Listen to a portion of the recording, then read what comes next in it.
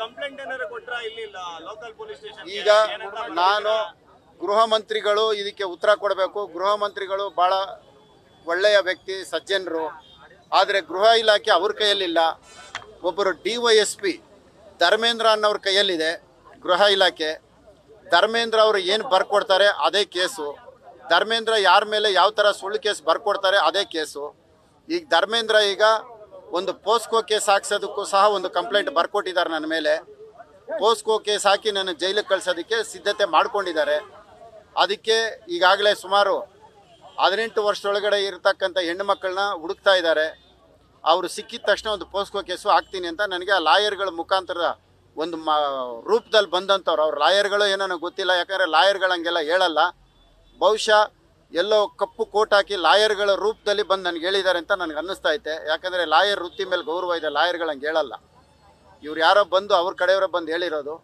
ಅವ್ರು ಹೇಳಿದ್ದು ಒಂದೇ, ನೀನು ರಾಜೀನಾಮೆ ಕೊಡು, ಕುಸುಮಾ ಮಿನಿಸ್ಟ್ರ್ ಆಗಬೇಕು. ಕುಸುಮಾ ಮಿನಿಸ್ಟ್ರ್ ಆಗಿಲ್ಲ ಅಂದರೆ ನೀನು ಬಿಡಲ್ಲ. ನೀನು ರಾಜೀನಾಮೆ ಕೊಡು, ಅವ್ರನ್ನ ಮಿನಿಸ್ಟ್ರ್ ಮಾಡಬೇಕು. 2 ಸಾರಿ ಸೋತಿದ್ದಾರೆ. DK ಸುರೇಶ್ನ ನೀನು ಸೋಲಿಸಿದ್ಯಾ. ಇದರ ಸೇಡು ನಾವು ಬಿಡಲ್ಲ. ಈಗಾಗಲೇ ನೀವೇ ಗಮನಿಸಿದ್ದೀರಿ, DK ಶಿವಕುಮಾರ್ ಒಂದು ಮಾತು ಹೇಳ್ತಾರೆ, ಕೊಂಡಿ ಕಳಿಸ್ತೀನಿ ಅಂತ ಹೇಳಿದ್ದಾರೆ. ಕೊಂಡಿ ಕಳಿಸ್ತೀನಿ ಅಂದರೆ ಅದರ ಅರ್ಥ ಕೊಲೆ ಮಾಡಿಸ್ತೀನಿ ಅಂತ. ನನ್ನ ಕೊಂಡಿ ಕಳಿಸೋದಕ್ಕೆ DK ಶಿವಕುಮಾರ್ ಸಿದ್ಧತೆ ಮಾಡ್ಕೊಂಡಿದ್ದಾರೆ. ಆದರೆ ಮಾಧ್ಯಮದ ಮುಖಾಂತರ ಕರ್ನಾಟಕದ ಜನತೆಗೆ ನಾನು ಕೇಳ್ಕೊಳ್ತೀನಿ, ನಾನು ಕೊಲೆ ಆಗೋದು ಖಂಡಿತ. ಆ ಕೊಲೆ ಆಗೋದು ಒಂದು ಹೆಣ್ಣಿಂದ ಕೊಲೆ ಆಗ್ತೀನಿ.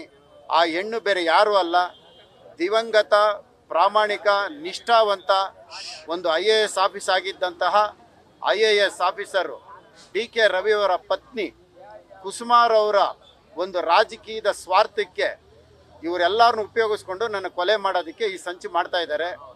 ಲಕ್ಷ್ಮೀ ಹೆಬ್ಬಾಳ್ಕರ್ ಸಚಿವರಾಗಿದ್ದಾರೆ, ಇವರು ಸಚಿವರಾಗಬೇಕು ಅನ್ನೋದಕ್ಕೆ ಇಷ್ಟೆಲ್ಲ ನಡೀತಾ ಇರೋಂಥದ್ದು.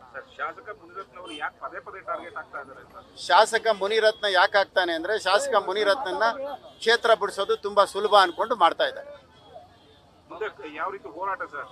ನನ್ನ ಹೋರಾಟ ಏನೂ ಇಲ್ಲ. ನಾನು ಕೊಲೆ ಆಗ್ತೀನಿ, ಪ್ರಧಾನಮಂತ್ರಿಗಳು, ಗೃಹ ಮಂತ್ರಿಗಳು, ರಾಷ್ಟ್ರಪತಿಗಳು ಕ್ರಮ ಕೈಗೊಳ್ತಾರೆ. ನ್ಯೂಸ್ ಫಸ್ಟ್ ನಿರ್ಭೀತಿಯಿಂದ ನಿಮ್ಮ ಪರವಾಗಿ.